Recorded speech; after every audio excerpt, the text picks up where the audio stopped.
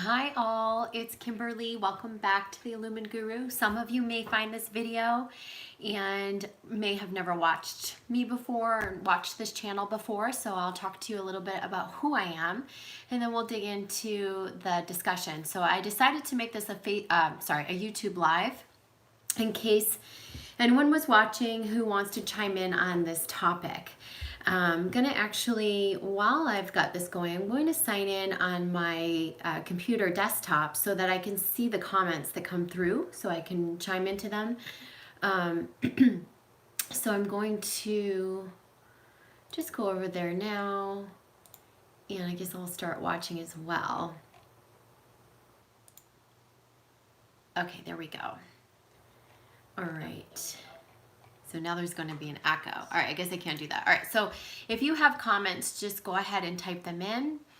But I wanted to post this video. I'll talk a little bit about who I am. So I am an illumined twin flame. I've been on the Ascension Journey for, let's say, part of most of my life, but more seriously and more progressively over the past 3 years or so. I am a certified soul coach and an intuitive advisor.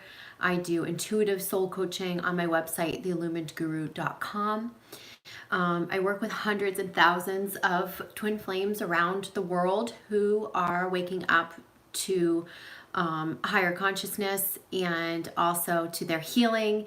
And this experience in my practice has exposed me to so many individuals on this path who, like you or I, might be empaths or light workers who have encountered a narcissist or narcissistic abuse somewhere in their experience, relationship experience, the relationship with your parents or your family members. There may have been a narcissist, but moreover, I want to talk about how we pull these personality types into our experience and help you understand a little bit more of the warning signs and also, what you need to know in terms of ascension and awakening and, these types that might be in your life, whether it be identified as a twin flame or a soulmate or any other type of relationship. So let's just start talking about that. So why do we attract narcissistic types or any toxic people? I'm so sorry. I actually talk about technical difficulties. Is Mercury in retrograde yet? I got a phone call and it just, YouTube just dropped. So I apologize for that. So let's continue on with this. And then, so narcissistic abuse. So why do we attract these types into our life? We attract these types because there's a piece of us that is unhealed, right? There's a piece of us that is out of balance, and similar to these types, it's always, the root of this is always around self-love. And so when I say similar to these types, I'm talking about the types on the Narc spectrum or the personality disorder spectrum. These toxic personalities or toxic relationships that you're in or may have been in or may have encountered, you will 100% recognize that the other person is in the absence of their own self-awareness and self-love. Now, for empaths, especially for empaths, and I can lump you into light workers, twin flames, because most of you are empaths or to some degree to highly sensitive beings. For most of you, somewhere in your wounding, right, through your childhood wounding, you abandoned yourself. So there was a split from your divine self. I'm talking about the you as connected to your crown, as connected to your divinity, as connected to loving yourself and feeling that you are loved completely by others. So usually that comes up in our core wounding as, I'm talking about for you, for the empath, for the light worker, that'll show up as, not feeling lovable, not feeling worthy, anytime where you were abandoned, which is the big wound, right? That we always see with twin flames.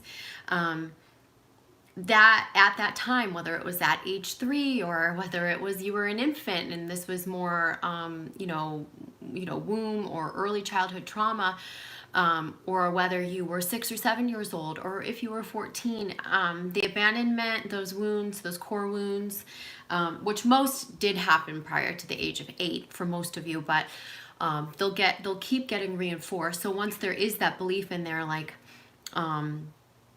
I am not enough, I am not lovable, then we will carry that belief with us and keep attracting experiences to mirror that until we come back into the wholeness that we are, that is our birthright. And so when we talk about that early childhood wounding, it's very important to notice that if you've been in families or familial situations in which you've had a high level of trauma, that could be dysfunction, trauma, and you were trying to be the Band-Aid or were the scapegoat, let's say, like, you had narcissistic parents and they came to you and they wanted you to, pick a side or something like that. Or if you were the scapegoat for their anger or their criticism, you wanted to please. That's usually the common thread, is that you wanted to please, you wanted to gain the approval, you wanted to become loved, right, in a way that you weren't. So in that way, most empaths, most light workers who've been through these upbringings, who have chosen to incarnate into dysfunctional templates and who have met trauma in their early life, any level of trauma, like I said, will abandon their divine self, with the crown on their head. And you don't realize that you do this. This is the you that knows your worth. This is the you that knows your wholeness. This is the you that knows who you are intrinsically without needing the ego identity or attachment.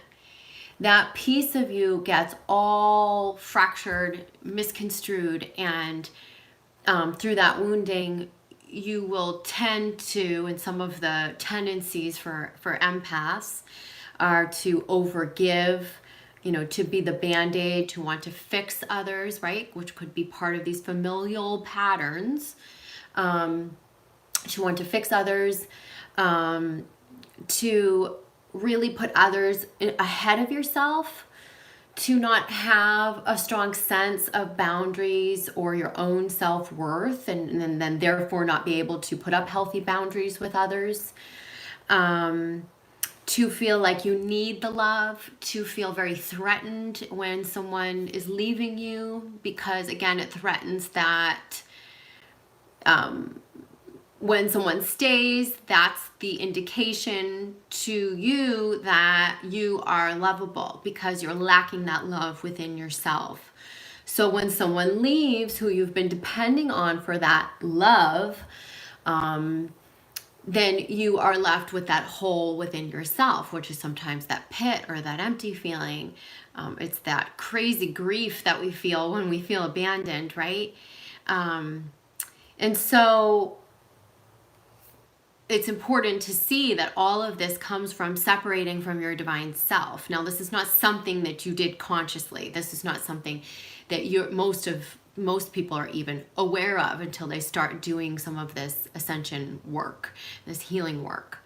But because you are separate from this wholeness now, there is a void, there is a hole, there is a disconnect from your divinity, from this just loving yourself as a divine being who radiates light, not needing the love outside of yourself, but feeling the love from within.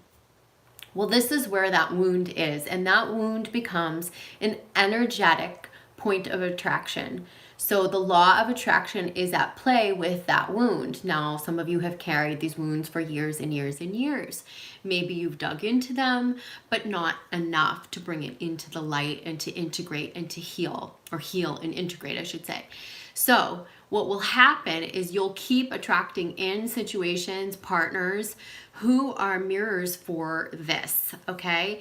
So that means that they will manipulate you, take advantage of you, maybe not really love you, not unconditionally, and this is where you're going to start to see the mirror of, you know, well, why? But with most empaths, and especially empaths and narcs, you get into a cycle of not being able to see outside of the cycle that you're in.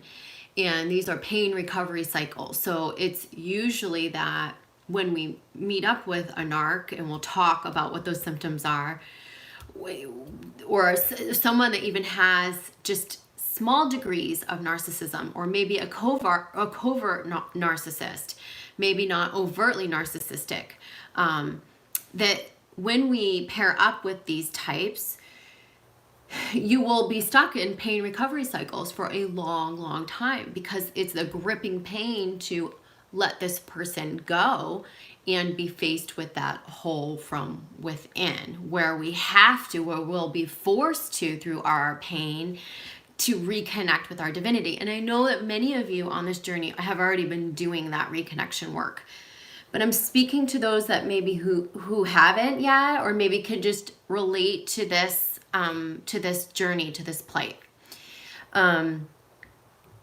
So what does a narcissistic relationship look like? I'm probably going to do a whole series on narcissistic relationships, breaking it down, you know, symptom by symptom, situation by situation, and stay tuned to that, because that will come in the weeks and months to follow. Okay, I'm working on that, and I will be doing that. But just as an impromptu discussion, what's it like to be with a narcissist? I'm sure many of you have had experiences. Now, you may have even watched some of my earlier videos where I say it's really important not to hang on to a label where we hold people in a fixed place. We're like, oh, they're a bad person because they're, you know, because really there's a common wound. There's a lack of self-love on either end, right? On that end and on your end. But that common wound is a very dangerous one, because those with narcissistic personality disorder, or any percentage of it in their personality, can become very unhealthy for you. It's very important for you to recognize what those symptoms are, what these relationships look like, and what we can do to release ourselves from the pain, from the cycles, the pain recovery cycles that we get in, right? Where we can't let go, or we can't get out of these relationships. I'm not seeing any comments, and I don't know if it's just because I'm on my phone, or I'm sure you guys are making comments. I know I can't comment after, so I'm sorry. Comment to each other. I'm sorry I can't see them right now. I will figure this out. I'm new to YouTube Live. I will figure it out at some point so that the comments come streaming on my phone, but I'm sure you guys are commenting. And anyhow, so let's talk about what are some of the signs, and maybe you guys want to chime into that too. So some of the signs of narcissistic abuse can be very subtle, by the way, because narcissists can be and usually are very charming. They can have a very calm demeanor. And even if they're not like overtly charming, they tend to have a magnetism with people. Like, people gravitate to them. There is typically a sense of self-entitlement that they carry. And the self-entitlement is actually, oddly, a magnet.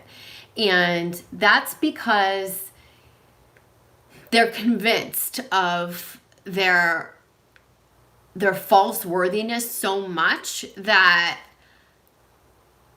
they can't look at the insecurities. They can't look at the fractures or the fragile ego. They can't even see it. Like, they can't look to it. So if you insult a narcissist, or you bring their behavior to light, or you show them their bad behavior, you will most likely receive backlash. Now, for some, like overt narcissists tend to be very, can be angry and have the temper.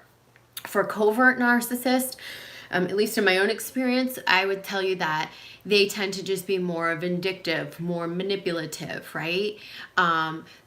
One classic sign that you'll always find with a narcissist is that you will inevitably lose every time you play the game with them, right? So they'll pull you into the ring, and there's some quote on this. Maybe I can try to find it while I'm on here, but let's see.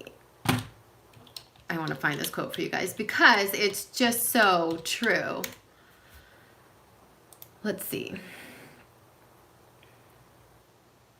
I have it. I'm going to find it.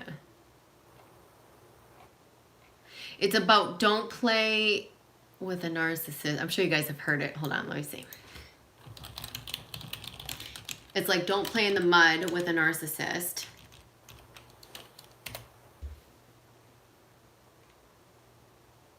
I can't find it.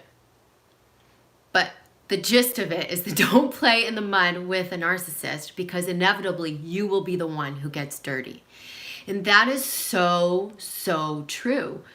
It is, how many of you can relate to that? Don't play in the mud with a narcissist because you're going to be the one that gets dirty, right?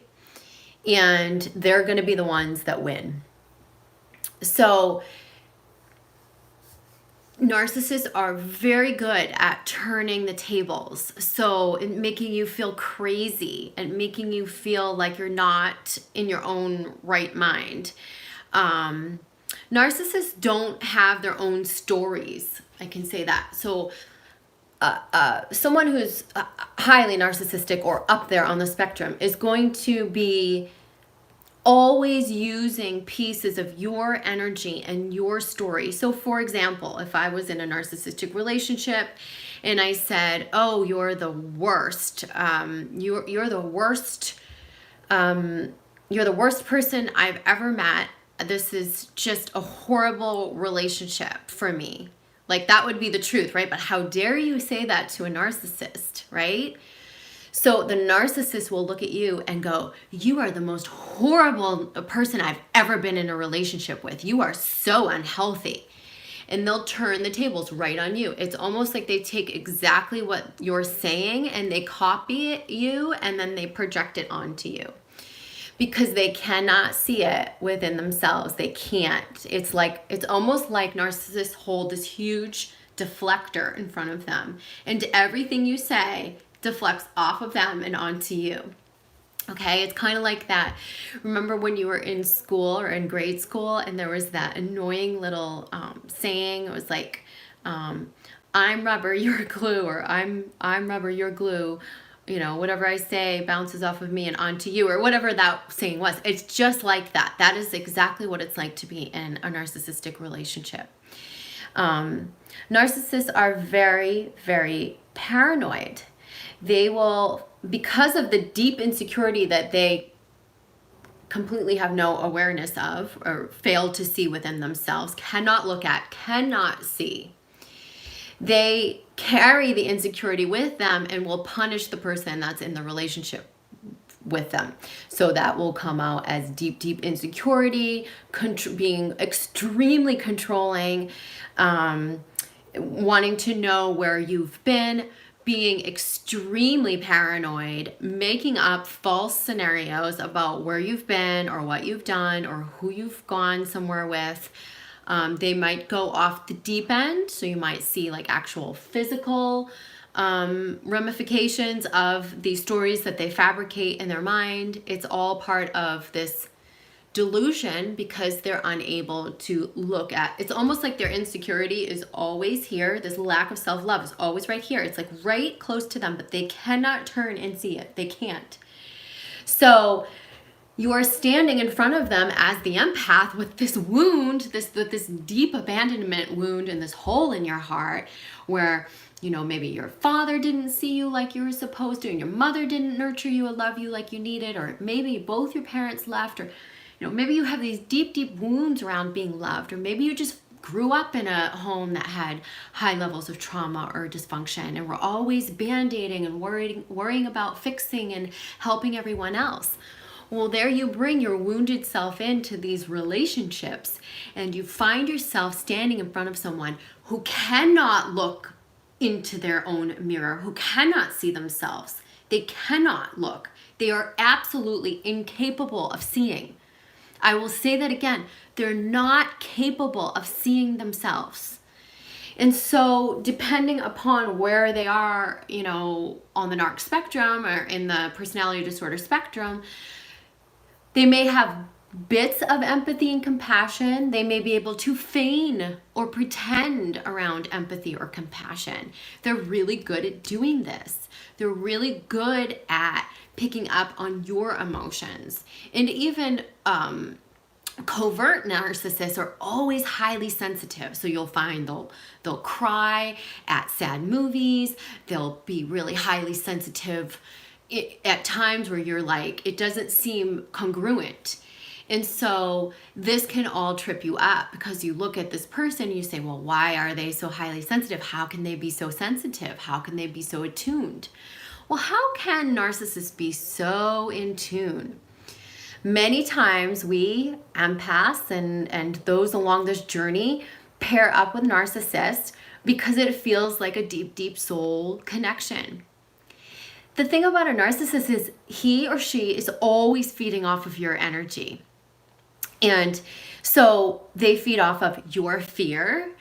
They feed off of, making you powerless and manipulating you. They feed off of that. That is their fuel. They feed off of the drama. They create drama. And then they'll say that you're the dramatic one. And so they feed off of that. That is like food for them. So when you're not feeding them that food, then they have to conjure ways to get it, right? So that'll show up as paranoia, accusations, victimization. For many of you, you get victimized by narcissists, and this triggers a whole nother childhood wound, right? Where you've been victimized as a child. And that can be a really volatile situation because that can be a very explosive wound for some. So, these are deep, deep wounds that get triggered. So when a narcissist is feeding off of your energy, they can also mirror your energy to a T. So if you're sad, they can be sad. If, they can feign compassion for sure. They also will, and when it comes to feelings, when it comes to their actual emotions and feelings, you'll find that they tend to be pretty even. And the reason is that they'll appear to others as very even, like outsiders, those that they're not in relationships with. They'll come across as charismatic or professional or calm. That's the way that they can keep up this sort of facade, right? That nobody really knows what goes on underneath the surface. And so it's a big conundrum, basically, right? It's a big puzzle. So if you've been on the other side when you're behind the scenes with the narcissist, you will see how they pull the wool over everyone else's eyes, because to everyone else they appear to be, like I said, calm and collected and charismatic and nice and helpful and all of these things, and those are things that they genuinely can be, but there's this whole nother piece. Now there's a whole nother aspect of this, and this is like the last part that I'll probably talk about in this short video, but and this is when a narcissist will gaslight you, because they're very, very good at making you look like the bad guy, especially when you've called them out on their own shit. So if you point the finger at them and you show them that thing that they can't look at, right?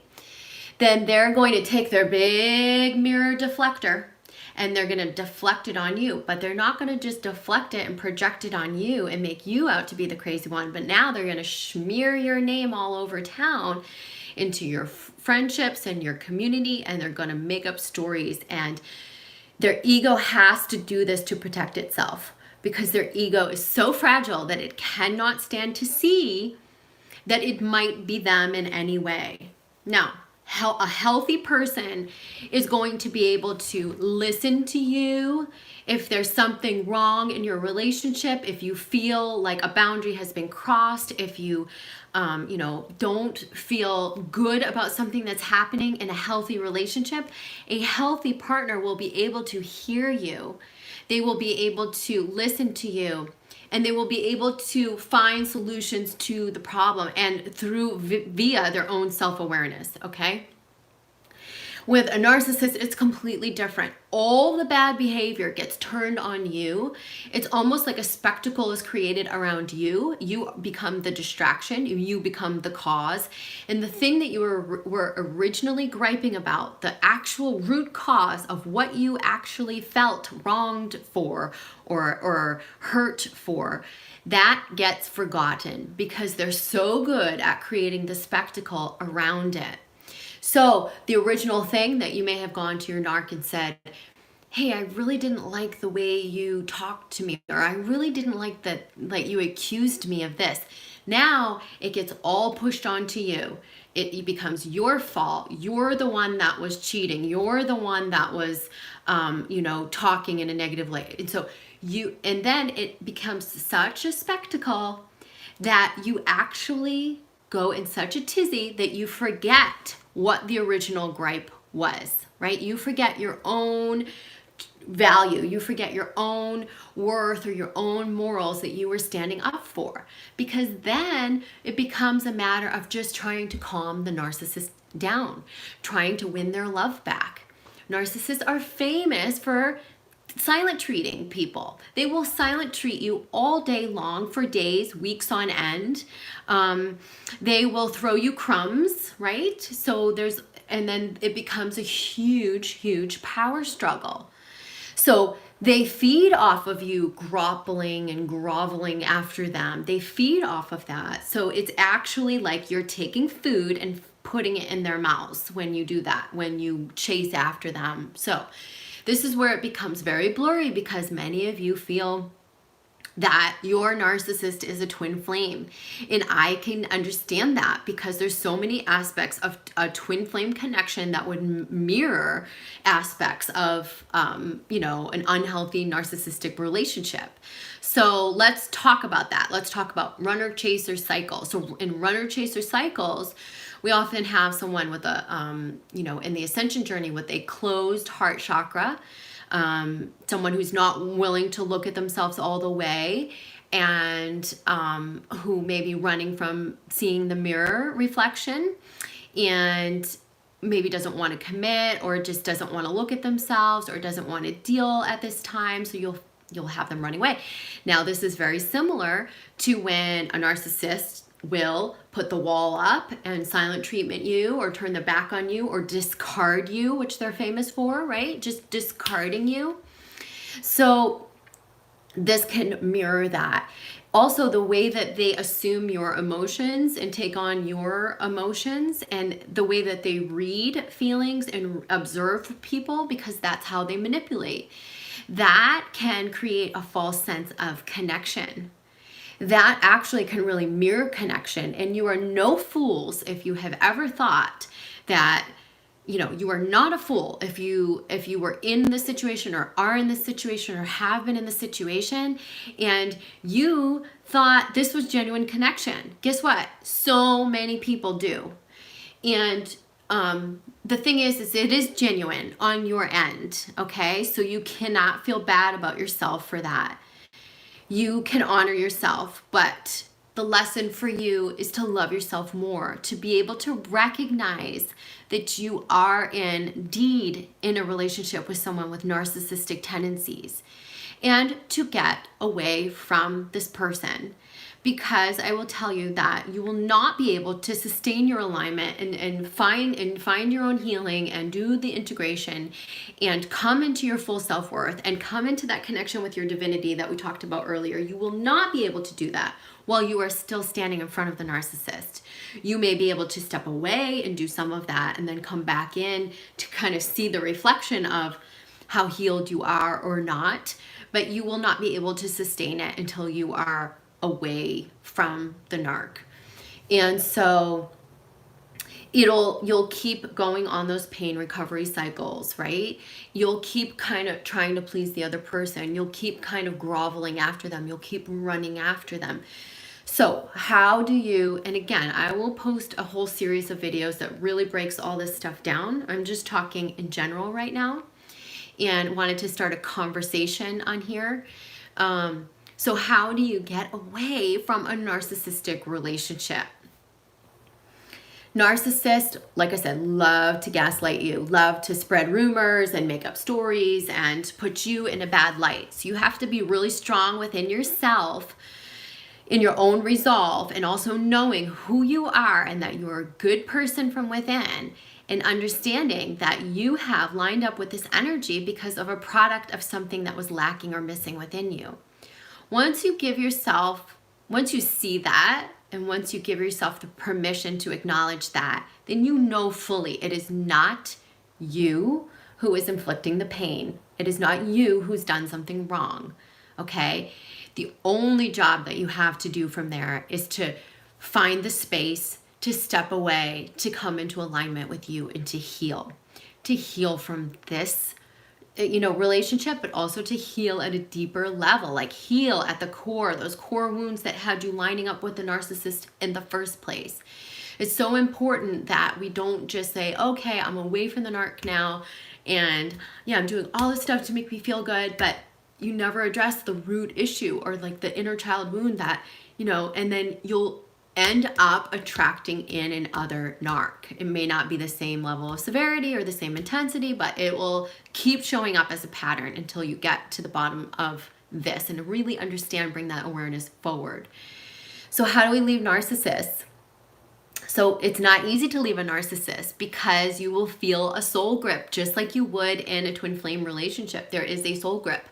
But more likely than not, you are addicted to the pain recovery cycles. And it's like this: when you are in pain, that means they're accusing you, they're projecting upon you, they're manipulating you, they're making you out to be the bad guy, they're victimizing you, they're calling you a cheater, they're making up stories, they're gaslighting you. That's your pain in this thing, in these situations. Then they silent treatment you and get you groveling at them. So you forget your original boundary, you forget your original motive for addressing them or for coming to them or wanting to stand in your boundary or your self-worth. And you let that all drop. You forget about yourself and your own integrity, and you go chasing after them, and then they finally forgive you, and then it feels like, euphoria. Thank God. Oh, phew. They still love me. Oh, that was a close one. And then it goes good for a while, and then it starts all over again until the next time.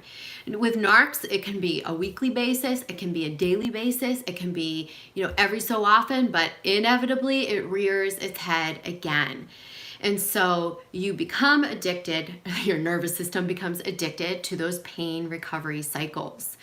So it's very hard to break away from that addiction. It truly is an addiction. It truly is that, like, your nervous system has normalized, equalized to this common place, and it's used to doing this, being wronged, then being in fear, and then being afraid, and then being sad, and then being in pain, and then being afraid and groveling after, and then recovering again, right? It's like that is the complete cycle. And that's what your nerves and every cell of your body are going through for as long as you maintain relationships with narcissists. Like I said, the frequency of that can be very frequent for some relationships, can be infrequent for others, depending upon the intensity. But the best way that you can really, really, really leave a narcissist is to start loving yourself behind the scenes, to start, watching these videos, educating yourself, seeing the signs. Because once you can see the signs and you know what the signs are and you can identify them, then you can start to see the light. Then behind the scenes, you start lining up with your self-worth. What are my real morals and boundaries? What is my self-worth? And wait a minute, I'm not crazy. This was him or her, not me. So this is where you can begin to separate yourself from this victim mentality, right? From this person who's become addicted to this pain recovery cycle. And once you do that, then you have the opportunity to separate yourself from the relationship completely. Then you'll have more strength to walk away. But when you walk away, it's not easy. I think there's a statistic that most people try unsuccessfully to leave a narcissistic relationship about 7 times before they actually get out of it. And some people don't get out of them. Some people really end up in tumultuous situations. You can end up with, broke, with health issues, with terminal illness. You can end up with, losing everything that you have or you own. And this is all because of the toll that this takes on you. It's not necessarily because the narcissist takes everything from you, but it's about the emotional toll on you, on your nervous system, and your livelihood, and your self-worth, and your self-confidence. And that is everything. That is your divine power. So when you give your divine power away, this is where it becomes very, very dangerous, right? So we want to see you flourish. We want to see you grow and have lots of abundance and have the love that you're deserving of. But you first must come into alignment with yourself. So leaving the narc, the best advice that I can give you is to just cut off communication completely. That means you can hold space and wish them well. Okay, many might argue that those with narcissistic personality disorder are not real souls, they're half souls, or however you want to believe. It really doesn't matter. What matters is that you stay in alignment with your integrity. So if it makes you feel good to just somewhere in there hold space for that person and just, wish them well on their journey, then do that. That might help you release it rather than hang on to the anger. Usually there's a high level of anger that results when we come out of these relationships. And the reason why is because anger is a product of disempowerment. It's actually our disempowerment trying to find an expression. So where you stayed in these relationships and gave away your power, you will feel especially angry at that disempowerment. Like this could happen again, like you want to, seek revenge on this person, or that you just feel so angry and you don't know why, or you feel so sad and you don't know why. You could be depressed. Find support groups, find healers that are more, energetic based, so that, maybe it jives with you. Because I'm guessing if you're watching these videos, then you're probably on some sort of an awakening journey or stumbling upon this. So find someone who has a good knowledge of psychology and a good knowledge of, energy, the laws of energy that can help you heal. Find support groups. Now, watch out though for online support groups for narcissists, because a lot of them are where you have a whole bunch of narc victims all kind of chiming in about the low vibrational things that are happening in their relationships. Maybe they're going back in and out of these relationships. Maybe it's like a lot of misery loves company. It's not something that's really going to help you progress. So be careful, choose wisely if you choose to connect with an online support group or community. Make sure it's it's one of a high integrity, and that's being led by someone who has the knowledge and the know-how to help pull you out and support you so that you get your confidence back and feel your power again and love yourself again, okay? Now, I have a whole bunch of tools. Whether you come to coaching with me or you look at the courses on my site Vibe Up, which is vibup.com, there are tons of online courses on there that can really help you address a lot of these root issues. So once you've broken from the narc, or if you're starting to think about doing that, you can go on there and find tools for healing your inner child, integrating, coming into alignment, wearing your crown, stepping into your healthy boundaries, knowing how to identify these people and these personality types, honor your empathic gifts. All of these tools are on there. So check that out. If anyone needs personal assistance and wants to come to coaching, you can reach out to me. I bring all of this to you, not scripted. It's not textbook. It's literally from my own experience. I've been through these relationships. I really do understand. And there's a book I think that I held up in, let's see, maybe I made a video last year sometime, or like this past year. And there's a book by, I'm going to have to get it actually. Let's see if I can put this on pause. I don't think I can. Hold on one second. I'll get it and I'll hold it up because I recommend everybody read it. Okay. Okay. It's called Psychopath Free. and it's by Jackson Mackenzie, okay? Can you guys see that? Jackson Mackenzie. And it's called Psychopath Free. And this is not to make you, this is, so it says recovering from emotionally abusive relationships with narcissists, sociopaths, and other toxic people. It's not to pigeonhole you into classifying the person that you're with in a specific label. It's not. It's not about attaching to a label. It's about just understanding the symptoms of toxic relationships in general, okay? It doesn't matter if it's a narc, a sociopath, a psychopath, or anyone with these tendencies.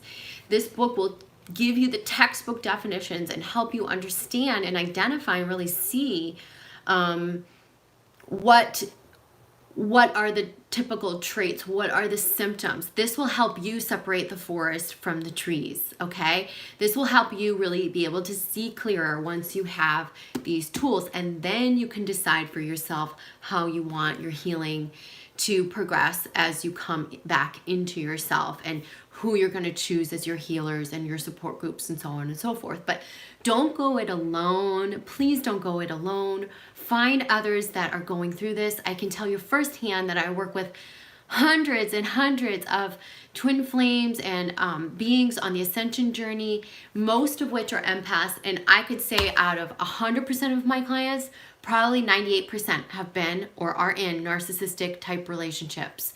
So this is not something that you are alone, but I do think that we need to be more vocal about it and helping one another, really helping with the real tools and helping one another to rise above this and also understand what's on the other side of it. What's on the other side of it is self-love, like I said, abundance, flourishing, a healthy relationship, someone who can come in and mirror your newfound alignment. It's the love, the huge love that you've always wanted. It's the healthy adoration. It's the healthy, a narcissist is something I didn't mention before, will build you up, will really build you up, will be in adoration of you, so it seems, right? And then they'll create these pain cycles with you. So it can become really devastating because you feel like, oh, this person admired me or loved me or looked up to me or just adored me. And then why are they being so painful and mean to me? Why am I always feeling hurt? And so, but I want you to know on the other side of these relationships, there are loving relationships and loving, healthy people who will be able to come in and help you create the life that you want and the partnerships that you want. So again, I'm sorry I haven't been able to look at your comments. I will go back and read them after, although I won't be able to comment after the live stream goes out. I'll figure this out better for the next time so I can view the comments as I'm making the video. But I love you guys, and thank you so much for watching. And those of you who tune in after in the replay, feel free to comment. Feel free to visit my website, theillumineguru.com. I'm sending you all love and support. Mwah. Bye.